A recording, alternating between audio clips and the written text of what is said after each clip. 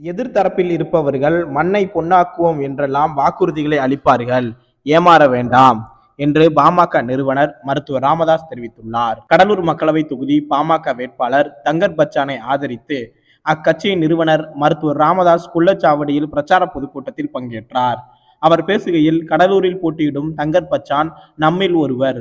இப்பகுதியில் விளையும் மா, பலா, வாழை, முந்திரி, மல்லாக்கொட்டைகள் மட்டுமின்றி இப்பகுதி மக்களின் வழிகளை நன்கு அறிந்தவர். இவரை எதிர்த்து போட்டியிடுபவர் நமக்கு சொந்தமும் இல்லை, பந்தமும் இல்லை என்று கூறி அதையே பாட்டாக பாடினார். தொடர்ந்து பேசிய ராமதாஸ், சொந்தம் என ஏமாறக்கூடாது, பணம் வரும் போகும். ஆனால் தங்கர் பச்சானிடம் தற்போது பணம் இல்லை, அவர் கடனில் உள்ளார். அவரிடம் பணம் இருந்தால் அழகான 10 படங்களை எடுப்பார். அதற்காக இங்கேயே நடிகர் நடிகைகளை தேர்வு செய்து விடுவார். கடலூர் மக்களவை தொகுதியில் அனைவரும் அறிந்தவராக தங்கர் பச்சான் உள்ளார். இங்கு பெண்கள் அதிகமாக கூடியிருக்கின்றனர். இப்பகுதி முந்திரி காடுகளில் இருந்து பெண்கள் படித்து உயர்ந்த நிலைக்கு வந்து கொண்டிருக்கின்றனர். இது மகிழ்ச்சியை தருகிறது. நமது பகுதி வளர்ச்சி பெற தங்கர் பச்சானை ஆதரிக்க வேண்டும். மோடியை உலக தலைவர்கள் பாராட்டுகிறார்கள்.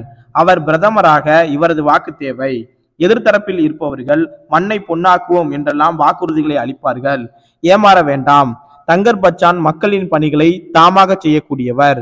இவருக்கு வாக்களித்து வெற்றி பெற செய்யுங்கள் என்று ராமதாஸ் பேசினார்.